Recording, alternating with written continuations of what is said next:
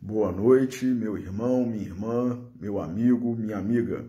Você que nos acompanha na página Pregações Espíritas no Facebook e você que está inscrito no canal Pregações Espíritas no YouTube. Sejam todos muito bem-vindos a mais uma pregação de sábado às 20 horas, hoje dia 30 de setembro de 2023. Como leitura preparatória para a nossa prece, nós vamos ler do capítulo 6º de O Evangelho segundo o Espiritismo, o item 8, que é uma mensagem do Espírito de Verdade manifestada, em Havre, em 1863. E essa parte de instruções dos Espíritos do capítulo 6º, toda ela é de mensagens do Espírito de Verdade. Então, item 8 do capítulo 6º do Evangelho segundo o Espiritismo, capítulo este intitulado O Cristo Consolador.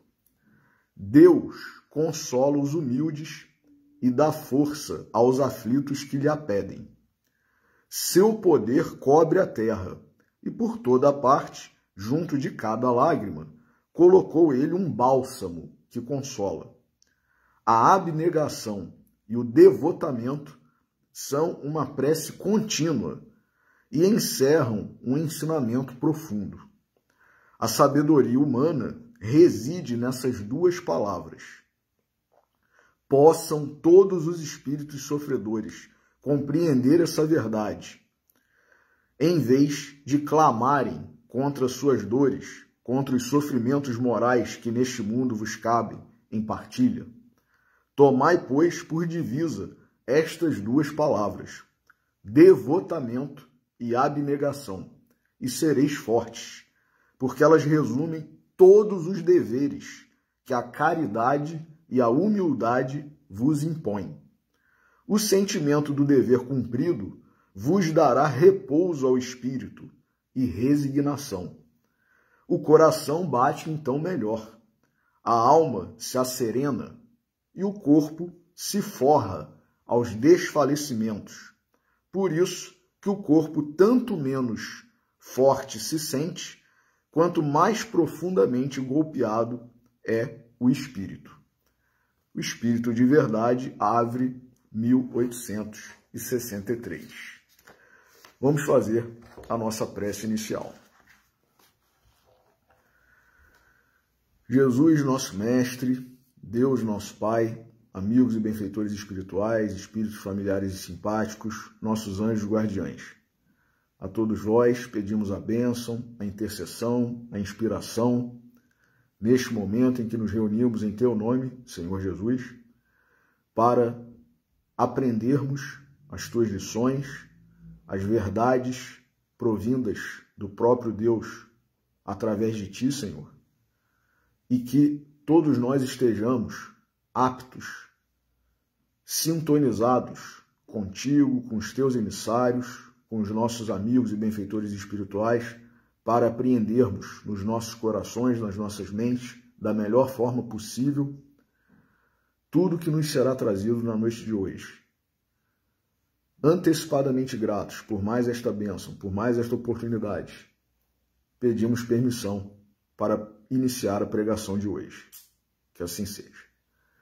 Meus irmãos, hoje nós estamos encerrando o ciclo de pregações em relação ao mês de setembro, que é muito voltado não apenas no aspecto religioso e, em especial, no âmbito espírita, mas no âmbito também, no aspecto também médico, psicológico, que é o mês denominado de Setembro Amarelo, voltado para o combate, a prevenção contra o suicídio.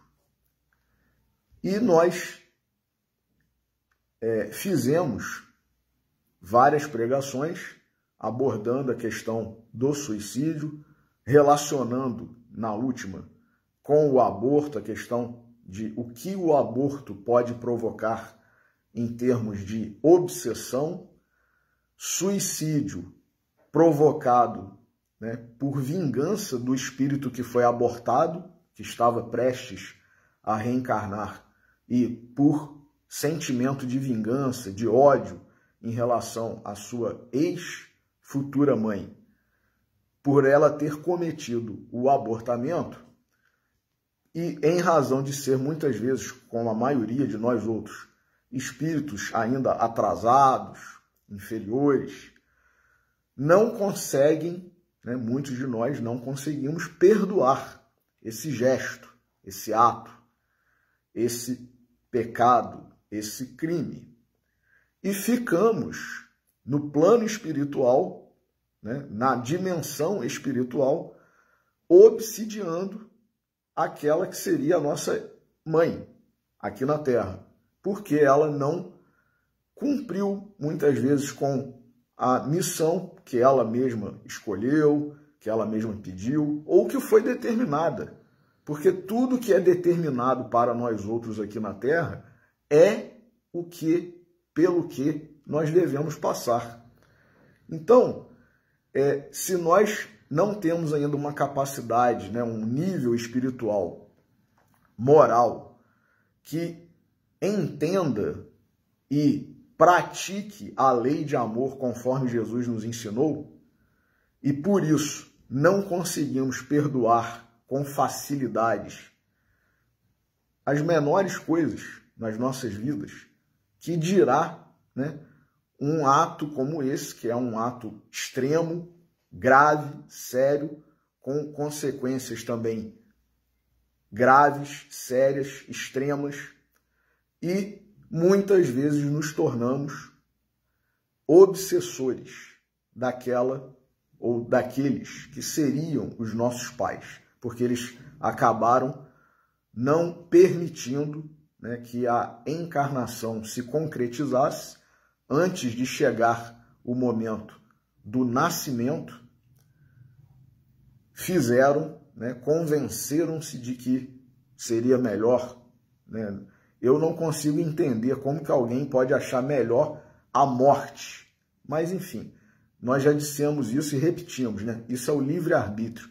Cada um sabe de si, né? Mas eu não consigo entender como que alguém pode achar que matar um bebezinho dentro do ventre de sua própria mãe é melhor do que permitir que essa criança nasça viva, mesmo com dificuldades. Porque nós não sabemos o dia de amanhã, meus irmãos. Tem um vídeo, inclusive, circulando nas redes sociais, né, nos grupos de WhatsApp e outros, né, que eu não sei se todos os que aparecem ali são, de fato, espíritos que vieram, né, a encarnar e conseguiram, apesar de suas mães, em algum momento da gravidez, da gestação, terem ou pensado ou terem sido sugeridas a praticarem o aborto, né? Então, aparece no vídeo, por exemplo, Cristiano Ronaldo, jogador de futebol, né, português, Steve Jobs, né, da Apple, Celine Dion, cantora, Andrea Bocelli, enfim, vários personagens famosos, importantes, né, da vida aqui no planeta, em vários aspectos, e que, segundo está no vídeo, né, eu não sei se é verdade, mas enfim, pode ser, né, suas mães, com vários elementos, com várias circunstâncias que, se não fossem muito firmes, né, poderiam e provavelmente teriam abortado, e hoje, né, alguns até já desencarnaram, como o Steve Jobs, né, mas cumpriram com a sua missão ou estão cumprindo com a sua missão. E muitos deles, por certo, proporcionando uma qualidade de vida para as suas próprias mães melhor do que se eles tivessem sido abortados, né? Então a gente não sabe o dia de amanhã. Esse espírito que está ali no ventre da sua mãe, né, naquele corpinho, naquele feto que está a se desenvolver, a crescer, pode ser um anjo da guarda que está encarnando, né, para a sua própria mãe, para a sua família, né, para a sua mãe, para o seu pai. Então, a gente, porque eu tenho uma condição péssima, e essa criança, enfim, e tem N. Eu mesmo, né, quando minha mãe estava grávida, né, na espera do meu nascimento, ela teve orientações, porque teve contato com pessoas que tinham rubéola, né? E ele pode nascer assim, assado e tal. Então, quer dizer, por uma série de circunstâncias que nem se confirmaram, poderiam vir a acontecer. Você vai querer ter um filho assim, assado. Quer dizer, muito do que se prega hoje em relação a preconceito, né, e outros termos que têm sido criados, né, num neologismo, né, até meio espantoso, digamos assim, né, um neologismo meio descabido, né, mas que poderia vir a acontecer, e ela optou por, não vou, foi sugerido de abortar, né? Então, são N circunstâncias que, se a gente for levar em conta tudo que uma pessoa pode passar na vida, então ninguém mais vai ter filho, né? Porque qualquer pessoa que está encarnada aqui pode adoecer, pode vir a ter uma doença grave, pode ter um problema, né, que não é uma doença, mas é um problema financeiro, enfim, N fatores. Então, e se a gente está num nível, né, repito, espiritual ainda atrasado, inferior, não somente esse espírito que foi impedido de reencarnar, né, pode ser o causador, porque nós, né, como disse Paulo, nós temos uma nuvem de testemunhas nos rodeando, né? Então, todos nós temos os nossos amigos espirituais, aqueles que se relacionam conosco, e individualmente, né? Eu tenho um grupo de espíritos que me acompanha. E lógico, pelo meu nível espiritual atrasado, inferior, eu tenho alguns espíritos bons e tenho outros tantos ou mais inferiores, né? Piores, né? Menos adiantados do que os bons espíritos, né? Até Rubinho, né? Nosso grande Rubens Fernandes Carneiro, nosso amigo Rubinho, ele dizia que a gente tem mais ou menos uns 5 espíritos nos acompanhando sempre. E queira Deus, né, dizia ele, tomara que a maioria no conselho, né, seja de espíritos bons, pelo menos 3 espíritos sejam bons. Porque se 3 espíritos, ou mais do que isso, não forem bons, a gente está com a maioria no conselho de espíritos, né, ruins, atrasados, malévolos, não necessariamente que querem o nosso mal, mas são muitas vezes nossos comparsas de outras encarnações, né, ou adversários mesmo. Então, todos nós temos esse grupo aí de espírito, mais ou menos, como dizia Rubinho, uns 5 mais ou menos, né? Pode ter mais, pode ter menos, mas enfim. Então, quando a gente, por exemplo, passa por uma situação dessa de abortamento, né, se a gente não está minimamente evoluído, adiantado, a gente se toma de um sentimento, né, de raiva, de ódio, de querer se vingar. Isso é a tendência mais comum, né, mais natural, de acordo com esse nível espiritual em que nós estamos. E esses espíritos que estão a nos acompanhar, que podem ser nossos comparsas, eles também vão passar a ter esse sentimento. Então, muitas vezes, o espírito que foi abortado, ele começa a obsidiar a sua ex-futura mãe, seu ex-futuro pai, e não somente ele, um grupo de espíritos. E aí, juntam-se a esses espíritos uma legião de outros, que aí sim são adversários dessa mãe, né, que praticou o aborto, desse pai que incentivou a namorada, a esposa, ou seja lá o que for, né, a praticar o aborto. Então, vira uma legião, né, de espíritos obsessores, e mesmo que não seja essa a situação, vamos lá, o espírito que foi abortado é um espírito um pouco mais adiantado, né, compreensivo, tolerante, resignado e tal, e perdoou aquela que seria sua mãe e que impediu o seu nascimento. Então ele perdoou, ele não está nessa obstinação, né, e nem está obsidiando, né, querendo se vingar daquela que seria sua mãe. Mas outros espíritos há que querem sempre nos ver mal, que são os nossos adversários. Então, muitas vezes, não somos nós que fomos abortados os causadores, mas são outros espíritos. E, às vezes, em outra situação, a própria mãe, a própria mulher que praticou o aborto, por um arrependimento, um remorso atroz, não consegue viver com aquilo, com aquele peso daquela culpa, sabendo que matou o próprio filho, e acaba ela mesma alimentando a ideia, porque está achando insuportável aquele peso, e ela mesma alimenta a ideia de se suicidar, sem que haja influência de nenhum outro espírito. É uma auto-obsessão, né? Que está isso tudo explicado dentro da doutrina da literatura espírita.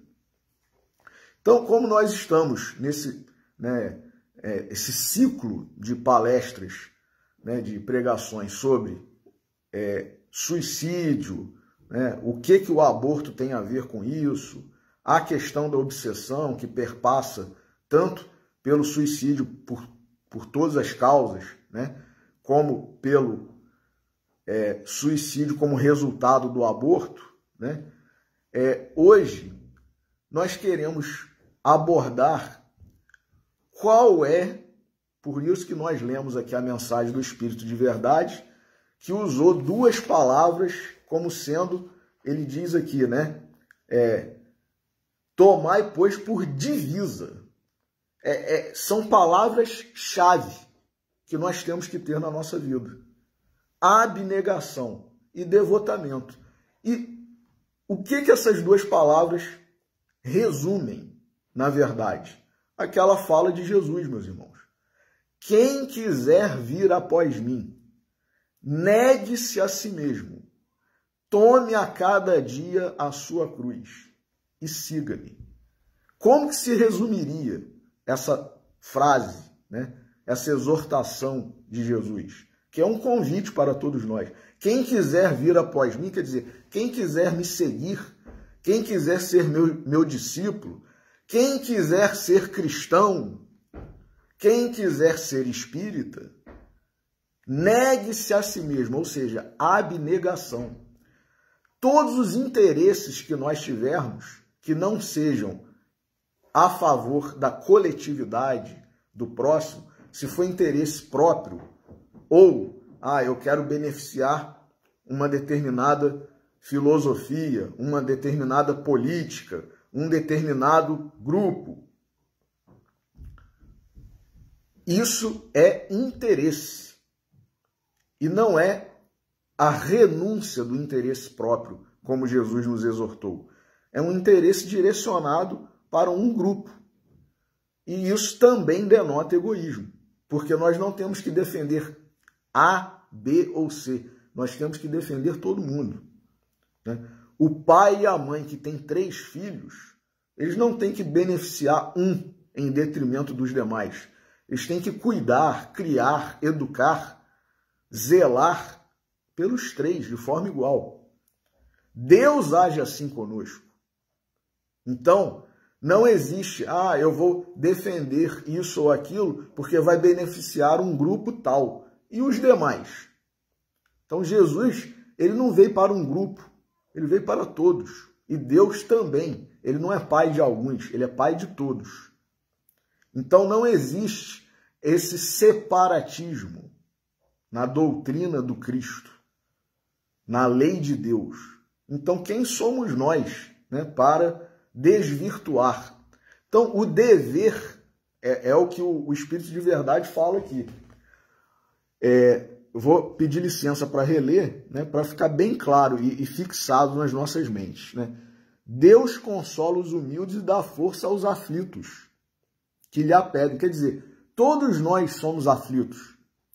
Nós estamos num mundo de provas e expiações.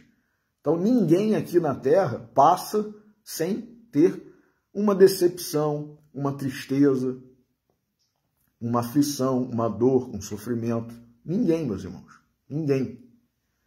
Então, somos nós. E se nós pedirmos a Deus, está aqui. Deus consola os humildes e dá força aos aflitos. Se nós pedirmos, nós receberemos a força para enfrentar a dificuldade que for. A dificuldade que for. Não existe acaso, meus irmãos. Tudo que nós passamos é porque nós precisamos. E é para o nosso bem. Então, às vezes, algo que nós interpretamos como isso vai ser ruim, isso vai ser péssimo, isso vai ser difícil. Primeiro que a gente não tem o dom da profecia, muitas vezes, né? Então, a gente começa a achar que vai ser, né? Pode ser e tal. E muitas vezes o que está traçado é exatamente o contrário.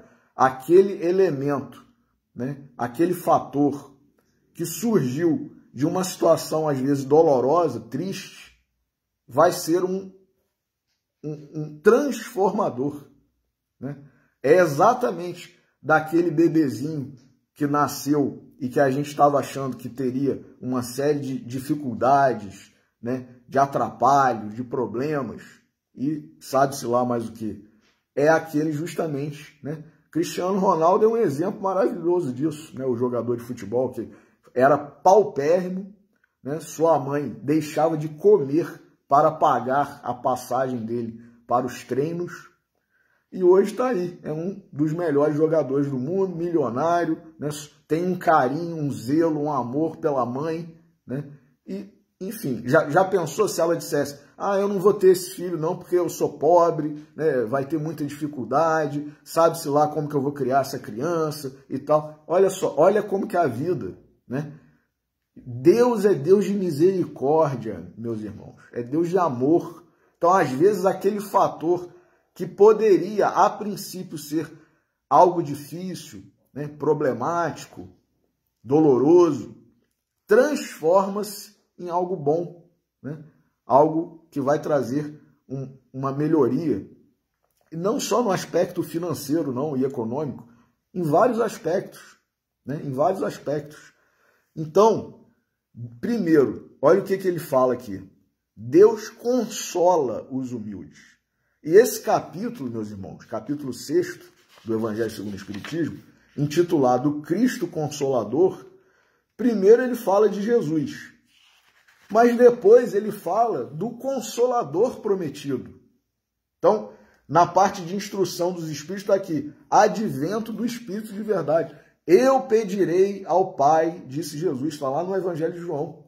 Eu pedirei ao Pai e ele vos enviará outro Consolador. Quer dizer, o Consolador principal, o primeiro, é Jesus. Mas Jesus disse, muita coisa teria para vos dizer, mas vós não podeis suportar. Então, naquela época, nós não podíamos entender, suportar tudo que Jesus tinha para dizer. Por isso ele falou muitas coisas por parábolas, através de alegorias. E ficou sem ser entendido durante muito tempo. Então, depois, com o passar do tempo, né, quase 20 séculos depois da vinda do Cristo, Jesus já tinha previsto lá, eu pedirei ao Pai e ele vos enviará um outro Consolador, que repetirá tudo o que eu tenho vos dito. E vos dirá muito mais coisas ainda. Então, é o Espiritismo. Né? Todo mundo que é espírita e que estuda minimamente a doutrina, já leu aqui o capítulo 6 do Evangelho segundo o Espiritismo, leu o capítulo 1 do livro A Gênese, que Kardec dá uma aula sobre o Espiritismo, a doutrina. Kardec dá uma aula. Por que o Espiritismo é o Consolador prometido, né? Então, está aqui no capítulo 6 do Evangelho segundo o Espiritismo. Instruções dos Espíritos, advento do Espírito de verdade. E tem 4 itens. Todas as mensagens, esses 4 itens, do Espírito de verdade. Então, relendo aqui o 8º, que é o último item. Deus consola os humildes. O Espiritismo, meus irmãos. Por que o Espiritismo é o Consolador prometido? Porque ele consola. Mas consola como? A gente ouve muito, né? O Consolador prometido, o Consolador. O que é isso? Como que acontece? Como que se dá isso? Essa consolação?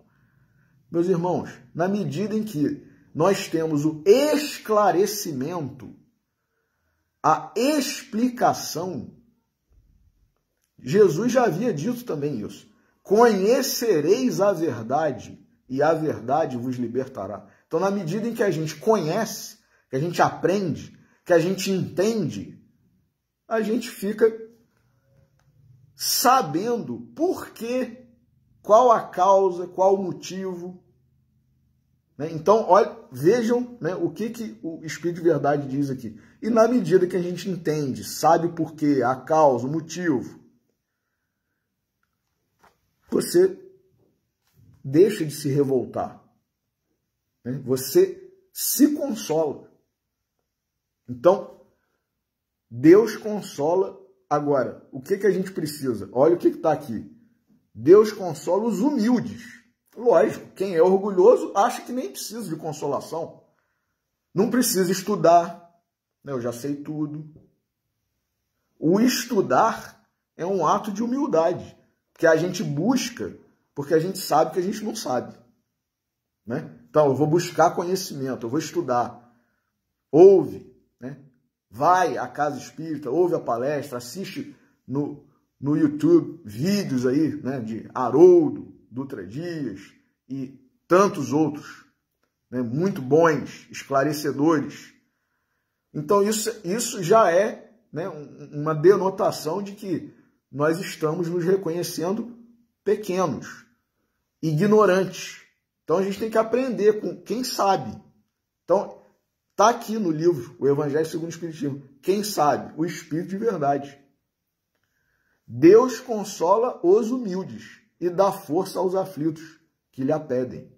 Seu poder cobre a terra e por toda parte, junto de cada lágrima, colocou ele um bálsamo que consola. Então, olha só, Deus não está satisfeito com o sofrimento de ninguém, não. Nem quer isso. Jesus também já tinha falado isso, repetindo o que estava lá no Velho Testamento. Misericórdia quero e não sacrifício. A abnegação e o devotamento são uma prece contínua e encerram um ensinamento profundo. A sabedoria humana, olha só, meus irmãos, a sabedoria humana reside nessas duas palavras. Então, a gente quer ser sábio, então a gente tem que ter abnegação e devotamento. E a abnegação, como é a renúncia de si mesmo, tem a ver com humildade. Humildade. Né?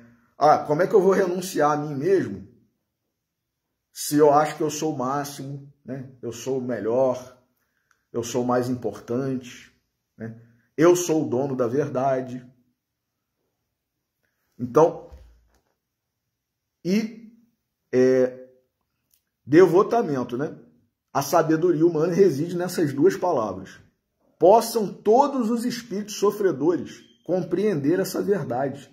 Todos os espíritos sofredores, todos nós. O Espírito de Verdade está desejando que nós compreendamos isso. Que nós compreendamos. Em vez de clamarem contra suas dores, que aí é fruto do orgulho, né? Revolta, blasfêmia. Contra os sofrimentos morais que neste mundo vos cabem em partilha. Olha só, partilha é o quê? Divisão. Todo mundo que está aqui na Terra tem um pedacinho desse patrimônio. Agora, a gente tem que, né, receber. Né? A gente não pode pegar a parte da gente e querer dar para o outro. Ó, isso aqui é seu, meu amigo.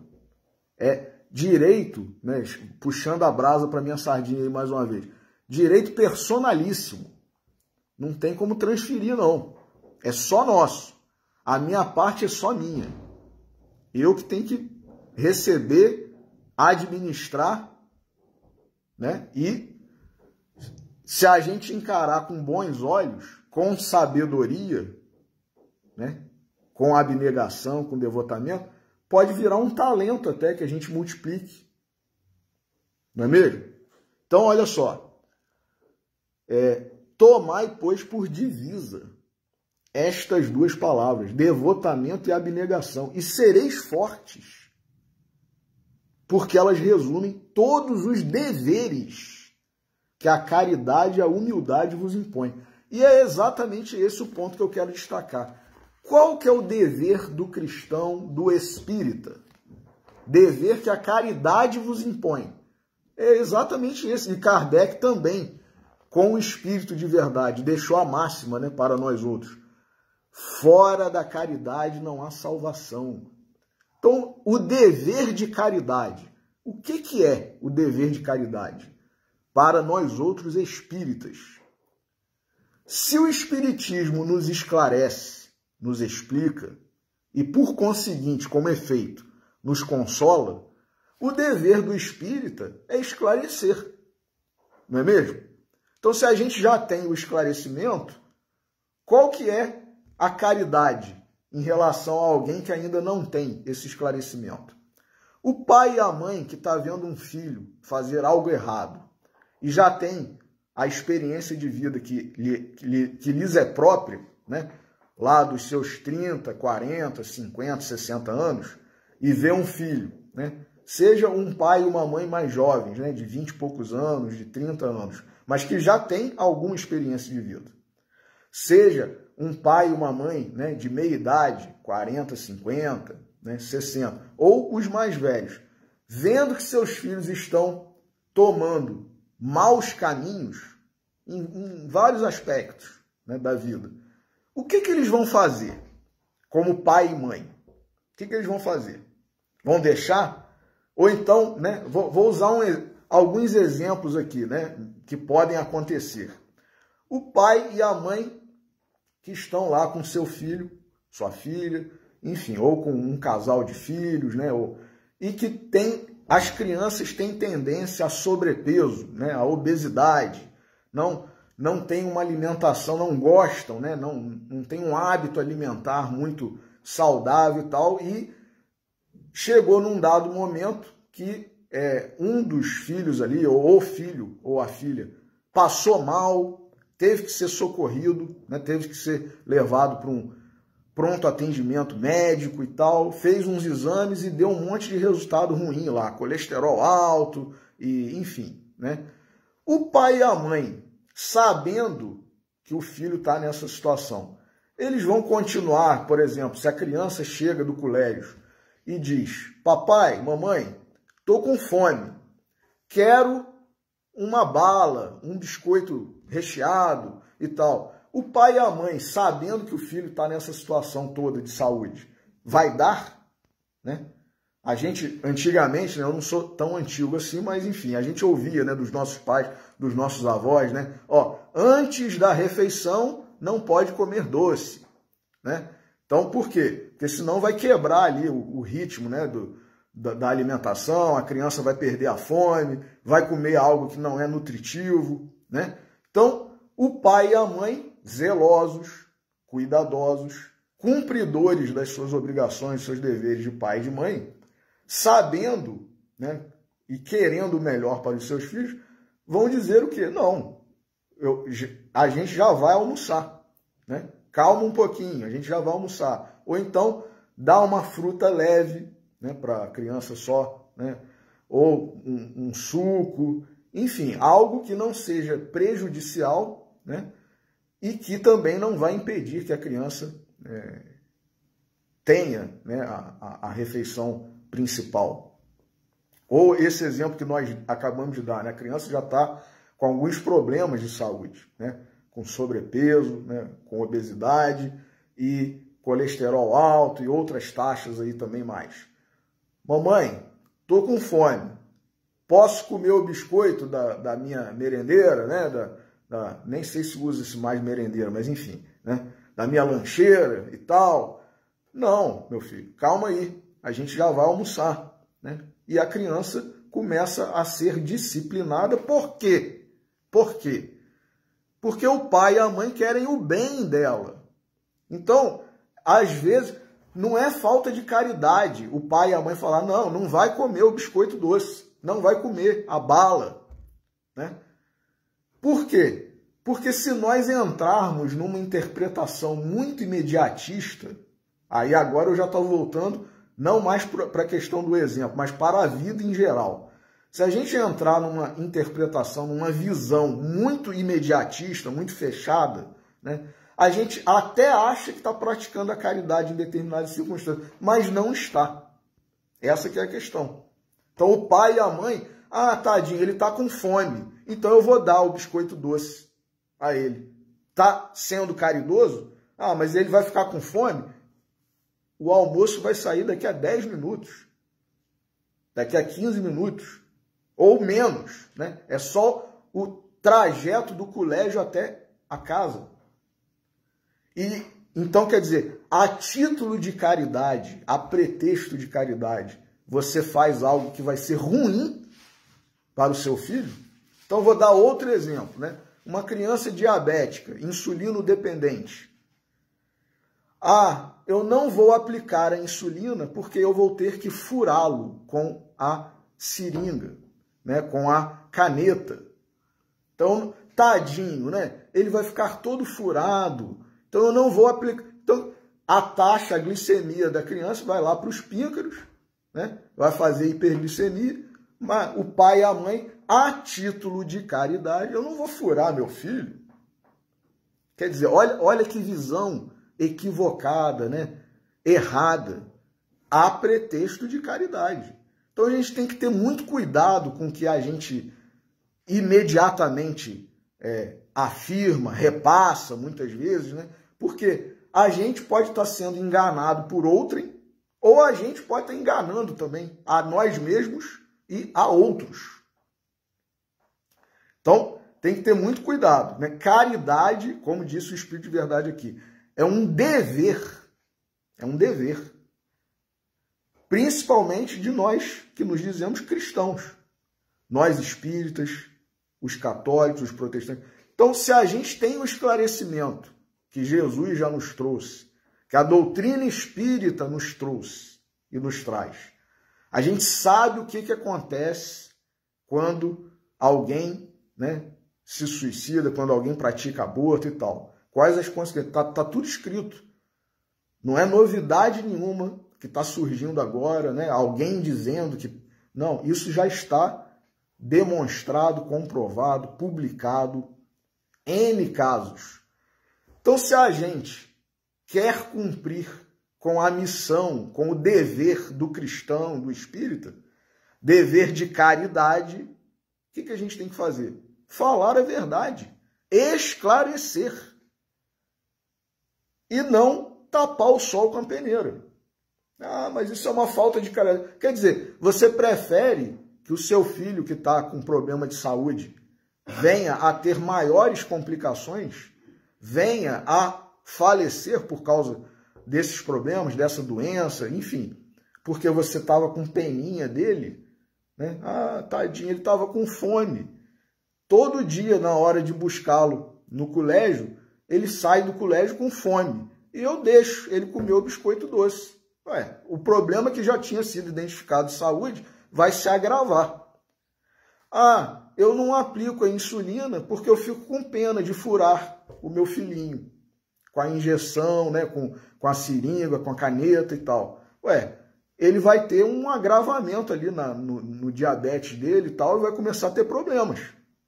Então, isso é caridade, meus irmãos. Se a gente sabe da consequência ruim, nós que já recebemos o esclarecimento de Jesus, o esclarecimento da doutrina espírita, não esclarecermos e defendermos o errado, sabendo que aquilo vai causar consequências péssimas para aquele espírito? Bom, isso não é caridade, né? Pode ser qualquer coisa, mas caridade não é. Então, o dever do cristão, do espírita, com relação à caridade, porque o Espírito de verdade diz, fora da caridade não há salvação, então é de esclarecer. E aí, por exemplo, Leon Denis, nesse livro aqui maravilhoso, Depois da Morte, ele tem um capítulo intitulado O Dever. Eu não vou ler o capítulo todo, mas vejamos aqui apenas alguns parágrafos que eu destaquei, em que ele fala sobre o dever. Vejam o que Leon Denis fala. Aquele que soube compreender todo o alcance moral do ensino dos espíritos tem do dever uma concepção ainda mais elevada. Está ciente de que a responsabilidade é correlativa ao saber, que a posse dos segredos de além-túmulo impõe-lhe a obrigação de trabalhar com energia para o seu próprio melhoramento e para o de seus irmãos. Então, se você está vendo seu irmão se afundar, você que é espírita, você tem o dever de trabalhar para o melhoramento dele, na medida das suas possibilidades, das suas capacidades, esclarecer, orientar, falar, meu irmão, não continue nisso, você terá consequências péssimas se você continuar, ou se você concretizar, né, esse ato. Esse é o dever, como diz Leon Denis aqui, no livro Depois da Morte, né? E ainda, mais à frente, ele diz o seguinte: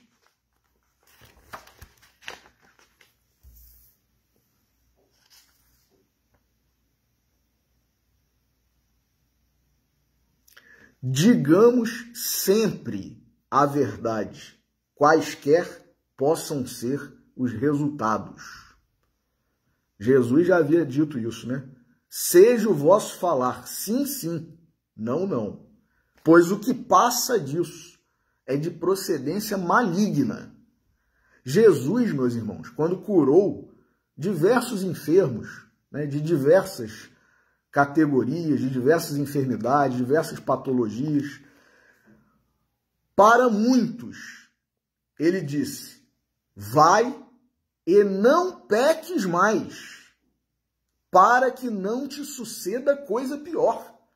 Meus irmãos, quer esclarecimento melhor do que esse? Se fosse a gente com essa visão deturpada aí, que muitos de nós andamos tendo, né? Ah, não, tadinho, eu vou curá-lo, né? Porque ele está com um probleminha agora e tal, mas, né?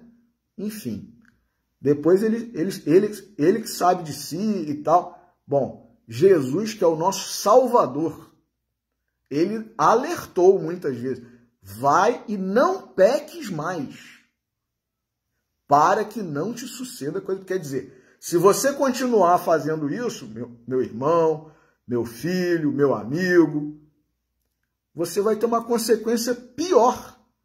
Então, esse é o dever do cristão, não esclarecer. Jesus, que é o nosso modelo e guia, nosso mestre, nosso salvador, ele alertou. Ele não simplesmente curou, ele alertou. Ele alertou. Então, nós queremos ser cristãos? Se nós sabemos das consequências ruins, o nosso dever de caridade como cristãos é alertar, é esclarecer, na medida do nosso conhecimento, das nossas possibilidades, né? Que nós possamos presentear, às vezes, com um livro, com uma mensagem que seja. Meu irmão, se a gente não se acha capaz de falar, né? Ah, eu não tenho muita habilidade para falar, né? Nessas horas difíceis eu não sei o que dizer e tal, faltam-me palavras. Dá uma mensagem impressa, né? Dá um livro. Ó, leia esse livro, meu irmão. Esse livro vai te esclarecer. Então a gente fez a parte da gente, né? Querendo o melhor para aquela pessoa. para aquele espírito. Porque a gente não está só aqui no âmbito material como encarnado, não. E as consequências espirituais, meus irmãos. Então, diz Leon Denis que digamos sempre a verdade, quaisquer possam ser os resultados. Retemperemo-nos frequentemente no estudo. Olha aí, a necessidade de nós estudarmos sempre, cada vez mais. Ah, eu já li o Livro dos Espíritos, não preciso ler mais. Não preciso o quê? Não leu nada. Passou o olho.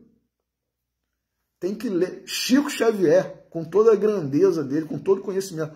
Toda vez que alguém chegava perto de Chico, ele estava com o Evangelho segundo o Espiritismo, lendo. Aí ele botava assim, no colo, conversava um pouquinho com a pessoa e tal. Aí quando tinha uma pausa, voltava a ler. Chico, meus irmãos. E nós vamos achar que a gente sabe alguma coisa? Então, continuando aqui o parágrafo aqui do capítulo O Dever, do livro Depois da Morte, de Leon Denis. Retemperemo-nos frequentemente no estudo e no recolhimento, porque assim a alma encontra novas forças e novas luzes.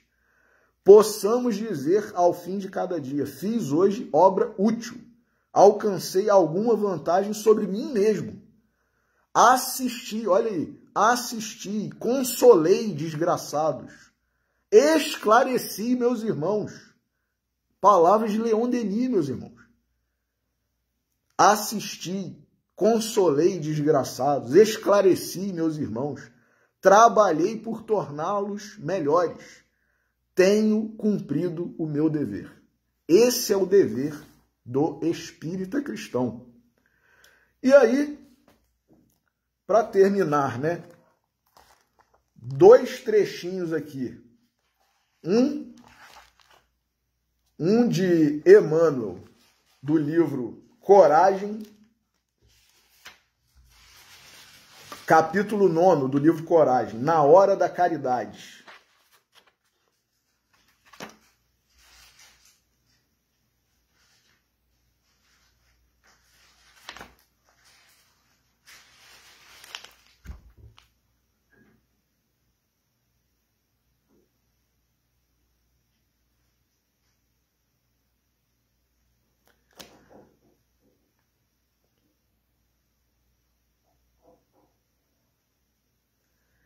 O finalzinho do texto, meus irmãos. Soma as tuas facilidades, revisa as bênçãos que usufruis, enumera as vantagens e os tesouros de afeto que te coroam os dias e socorre aos companheiros desfalecentes da estrada, buscando soerguê-los ao teu nível de entendimento e conforto. Se a gente já tem algum nível de entendimento e conforto espiritual, que é o que a doutrina espírita e o Evangelho do nosso Senhor Jesus Cristo nos proporcionam, é esse o dever de caridade.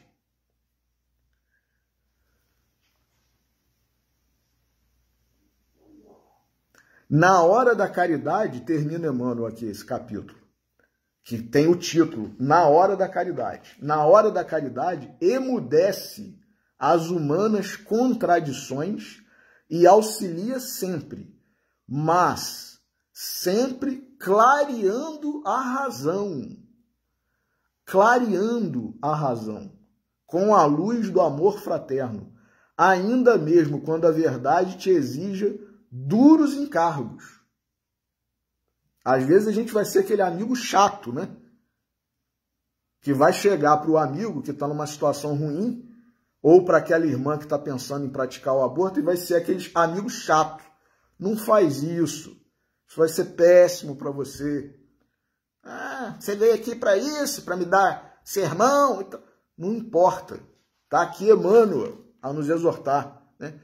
Sempre clareando a razão com a luz do amor fraterno, ainda mesmo quando a verdade te exija duros encargos, semelhantes às dolorosas tarefas da cirurgia.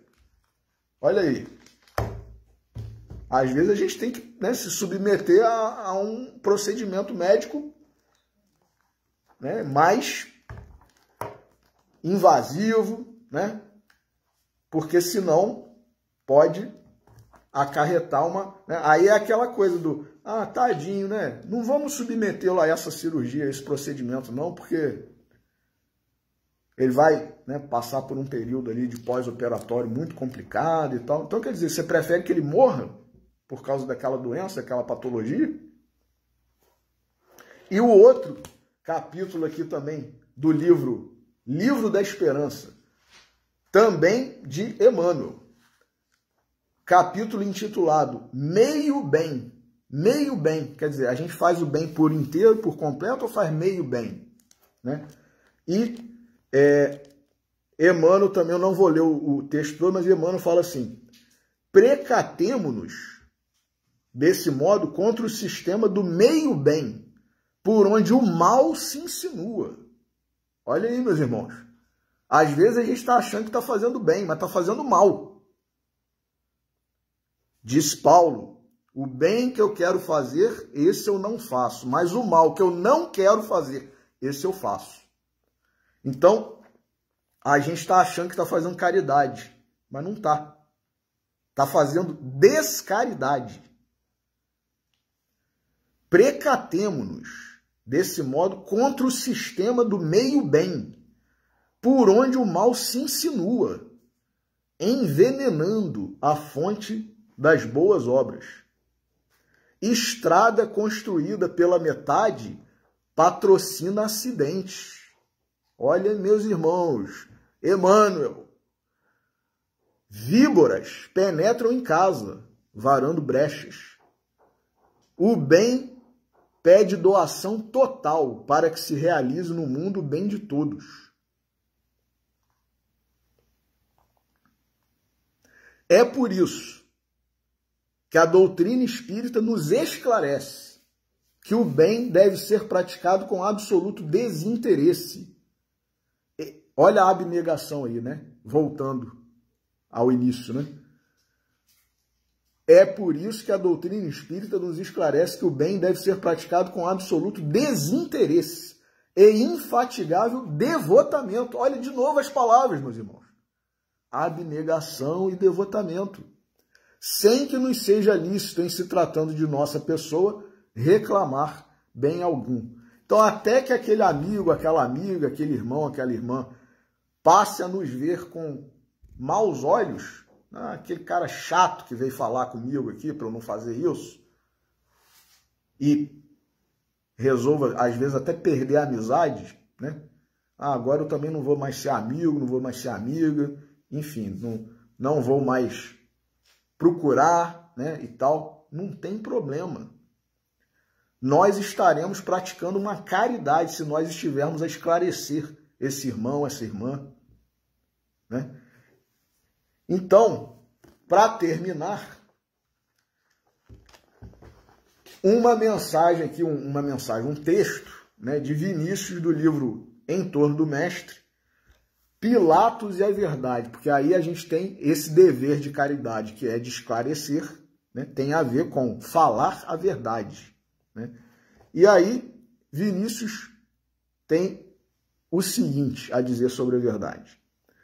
O Cristo de Deus veio ao mundo dar testemunho da verdade e o fez de tal maneira que pôde dizer com justeza: eu sou a verdade. Kisserlin, filósofo alemão, assim se exprime a propósito daquela afirmativa do mestre por excelência. Jesus não precisava da luz de fora. Ele mesmo é a luz. Não investigou a verdade. Ele possui a verdade. Ele mesmo é a verdade. E diz bem o pensador germânico: os terrícolas, quer dizer, nós, né, buscamos a verdade, procuramos, investigamos, porfiamos pela sua conquista. Esse é o nosso dever, o processo único graças a cujo emprego alcançaremos nossa emancipação. Jesus, porém, é o revelador da verdade. É o seu expoente máximo na Terra. É a mesma verdade, uma nada. Muita gente há que confunde verdade com erudição. Vejamos que ponto interessante e importante. que Vinícius agora vai traçar, né? Muita gente há que confunde verdade com erudição, com certa quantidade maior ou menor de conhecimentos desta ou daquela disciplina, aqui denominada científica. São, usando as palavras de Kardec em O Livro dos Espíritos, os espíritos pseudo-sábios se portam, se colocam num pedestal de sabedoria, de conhecimento, de erudição, de intelectualidade, para dizerem inverdades, muitas das vezes, né? Então, a verdade, diz Vinícius, não é bem isso. Ela é alguma coisa distinta do intelectualismo, máxime desse intelectualismo estéril, que se presta somente como objeto de adorno para a satisfação de vaidades. O homem pode ser um intelectual, um homem de letras, sem que, todavia, possua a verdade. Há indivíduos reconhecidamente talentosos, que vivem inteiramente divorciados da verdade, já por conveniência e interesse, já mesmo por ignorância. Sim, por ignorância, repetimos, pois é possível o homem ser erudito, saber muita coisa, ocupar posição de destaque, e a despeito de tudo isso, achar-se nas condições de Pilatos, quando dirigiu a Jesus esta pergunta: mas afinal, que é a verdade? Vamos, pois, tentar dizer aos Pilatos de todos os tempos o que é a verdade. Verdade significa inteireza de caráter, firmeza de ação, segundo certo critério íntimo, harmonia perfeita entre a consciência e a conduta, lealdade, sinceridade consigo mesmo, isto é, com a luz interior do espírito. O homem veraz não é o que sabe muito, é o que não simula nem dissimula, deixando transparecer no exterior aquilo que vem do seu interior. O homem da verdade é aquele cujo falar é sim, sim, não, não. Olha aí de novo o que nós dissemos. O homem da verdade é aquele cujo falar é sim, sim, não, não, como preceitua o Evangelho. O homem da verdade não usa de subterfúgio, nem de circunlóquios. Não se mascara com qualquer espécie de disfarce. A verdade é também força, energia moral, fortaleza de ânimo. Ela é incompatível com as atitudes dúbias, indecisas, pusilânimes. Em toda e qualquer conjuntura, conserva-se inabalável, inalterável. Nada a intibia. Desconhece temores e é alheia às ameaças. Nunca duvida do seu êxito. Crê piamente na vitória de si mesma. A fé é sua aliada inseparável. Espera, confia, nunca desanima. Olha a questão aí do devotamento. Devotamento tem a ver com fidelidade, com fé. Ser devotado é ser fiel. Mas fiel a quê? Ao Evangelho do nosso Senhor Jesus Cristo. A verdade, diz Vinícius, é também, por sua natureza, incorruptível. Não há razões de interesse que a demovam. Não conhece quaisquer valores, além daquele que ela mesma representa e encerra. Nada seduz, senão seu próprio império e a sua própria realeza. É inacessível ao suborno. Todos os mil artifícios da fraude, do embuste, dos falsos raciocínios, em que é fértil o egoísmo humano, quando pretende mascarar a mentira, encontra, na verdade, pronta e enérgica repulsa. Outro característico inconfundível da verdade é a ação. A verdade não fica inativa. Como potencial do espírito, ela permanece em constante atividade. Por mais que as multiformes modalidades do interesse a persigam e combatam, ela jamais se dá por vencida. Reage sempre, ainda que sem violência, mas com denodo e perseverança. 1000 vezes repelida, 1000 vezes retornará ao seu posto, donde não há força capaz de desalojá-la. A verdade, finalmente, é a sentinela de Deus, que do nosso interior nos adverte sempre, até que ela um dia até que a ela um dia nos rendamos, dizendo: bendito seja aquele que vem em nome do Senhor. Eis aí porque Jesus entendeu de bom alvitre não dar resposta a Pilatos. Este homem tinha, como tem todos os Pilatos, a verdade viva e palpitante no seu íntimo. Sentia-se em positivo e franco conflito com ela, quanto à condenação da vítima inocente. Condenação reclamada pela prepotência do século, apoiada na ignorância das massas populares. Encontrando-se, pois, em contato direto com a verdade, já pelo interior, já pelo exterior, Pilatos, contudo, não sabia onde ela se achava, nem o que ela era. Sua conduta, em desacordo com seu foro íntimo, lavrando sentença de morte contra aquele cuja inocência publicamente confessara, atesta em realidade que Pilatos não se achava em condições de perceber a verdade, de saber e sentir o que ela é, de aquilatar do seu valor e importância. O que o preposto romano entendeu perfeitamente bem foi que o seu cargo, a sinecura de que esplendidamente vivia, estava em jogo. Diante da possibilidade de cair das graças de César e perder o posto que ocupava e as prerrogativas que fruía, o romano contenta-se com um platônico protesto, acompanhado da célebre cerimônia de lavar as mãos, e ensina, ou melhor, e assina covardemente a sentença de morte contra a própria verdade.